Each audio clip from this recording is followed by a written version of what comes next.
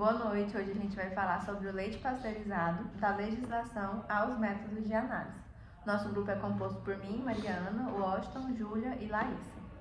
Vamos começar falando sobre as legislações e os padrões microbiológicos para o produto. O leite pasteurizado é essencial na dieta global, com a sua segurança e qualidade assegurada por regulamentações. A pasteurização é um tratamento térmico que elimina os patógenos e reduz a carga microbiana, prolongando a vida útil do leite sem alterar suas propriedades nutricionais. Os padrões microbiológicos para o leite pasteurizado no Brasil são estabelecidos pela Instrução Normativa número 76 de 2018 e 77 também de 2018, do Ministério da Agricultura, Pecuária e Abastecimento, MAPA. Esses padrões visam garantir a qualidade higiênico-sanitária do produto. A gente trouxe uma tabelinha aqui com os padrões microbiológicos que são essenciais. Eu vou falar os parâmetros e o limite máximo que é permitido. Para a contagem de padrão em placas, o limite máximo é menor que 5 a 10 a quarta UFC.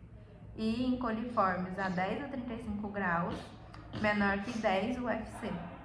Coliformes termotolerantes a 44,5 graus, o limite máximo é a ausência em 1 ml. Listeria monocitogenes é ausência em 25 ml. Salmonella spp ausência em 25 ml também. E Staphylococcus coagulase positiva menor do que 10 a terceira UFC por ml, apenas se for exigido para o controle. A análise de Staphylococcus positiva pode ser exigida conforme a avaliação de risco, embora ela não seja obrigatoriamente presente na rotina para o leite pasteurizado tipo A. Alguns requisitos complementares que são cruciais. A temperatura do leite pasteurizado deve ser menor que 4 graus durante o transporte e armazenamento. A pasteurização deve ser feita pelo menos 72 graus por segundo ou equivalente. Bom, eu vou falar um pouquinho sobre o fluxograma da produção do leite pasteurizado. E a primeira etapa é a recepção do leite cru, que é uma etapa crítica, que é onde o leite cru chega na indústria e geralmente são em caminhões-tanque. É importante priorizar a qualidade desse leite, que é onde eles realizam análises físico-químicas e microbiológicas, para garantir que esse leite esteja atingindo os padrões de qualidade e esteja livre de adulterações ou contaminação excessiva. Outro ponto importante dessa etapa é a temperatura, que ele deve ser mantido sempre em temperatura baixa, desde a ordenha, lá da vaca, até para inibir o crescimento microbiano. A segunda parte do processo é a filtragem e o pré-resfriamento, onde o leite passa por um processo de filtragem e é resfriado preliminarmente. É importante na filtragem porque ele remove impurezas grosseiras que possam ter entrado no leite, como pelo, sujeira, etc. E o pré-resfriamento, que deve ser feito geralmente em torno de 4 a 6 graus, para desacelerar o crescimento microbiano. A terceira etapa é o armazenamento refrigerado, que o leite pré-resfriado, ele então é armazenado em grandes tanques refrigerados antes de chegar às próximas etapas do processamento. Novamente, é importante a temperatura e o tempo de armazenamento, porque a vida útil do leite é pequena. O quarto ponto é a padronização, que é onde é ajustado o teor da gordura do leite, para ver se ele vai, para depois eles tiram a gordura do leite e depois colocam a quantidade correta para leite integral, semi-desnatado ou desnatado. O quinto passo é a pasteurização, que é a etapa central do processo, onde o leite é submetido a um tratamento térmico. No fluxograma, a gente especificou o método de HTST, que os pontos importantes é que ele deve ser feito a 71,5 graus por 15 segundos, que é uma temperatura, essa combinação de tempo e de temperatura é eficaz para matar as bactérias mais perigosas, mas também é rápido o suficiente para minimizar o impacto no sabor e nos nutrientes. O sexto passo do processo é o resfriamento, que deve ser feito logo após a pasteurização, que ele é resfriado na temperatura de 4 graus para menos. O sétimo passo é o envase asséptico, onde o leite já pasteurizado é resfriado, então ele é embalado. Nessa parte da embalagem é importante fazer a asepsia das embalagens. Todas são esterilizadas antes de encher com leite e pode ser envasada em saco plástico, caixa cartonada ou nas garrafas.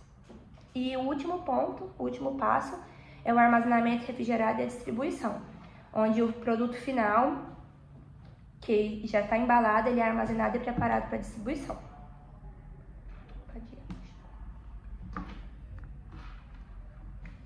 Bom, agora falando um pouco sobre o sistema PPC, a gente mapeou, são os 7 pontos, né? O primeiro ponto é a análise dos perigos. Os perigos que a gente identificou foi recepção, recebimento do leite cru, armazenamento a frio, pasteurização, embalagem e armazenamento final. A determinação dos pontos críticos, o ponto crítico 1 foi a pasteurização, ponto crítico 2 foi resfriamento pós-pasteurização, ponto crítico 3 foi o envase asséptico. Os limites críticos que a gente identificou foi a temperatura de pasteurização, temperatura de resfriamento e o ambiente de envase. O monitoramento que a gente pode fazer para manter esses pontos críticos sob controle são termômetros calibrados para medir a temperatura de pasteurização, data loggers ou sensores para controlar a temperatura do resfriamento, checklists de higiene e planilhas de controle com frequência definida. Exemplo, a cada hora vai fazer o controle da temperatura da pasteurização, da temperatura do ambiente e tudo mais.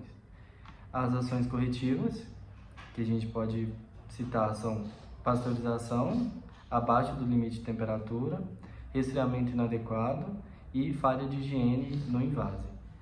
As verificações, a gente pode revisar os registros e planilhas, analisar análises microbiológicas regulares do leite final, auditorias internas e calibração periódica dos instrumentos ou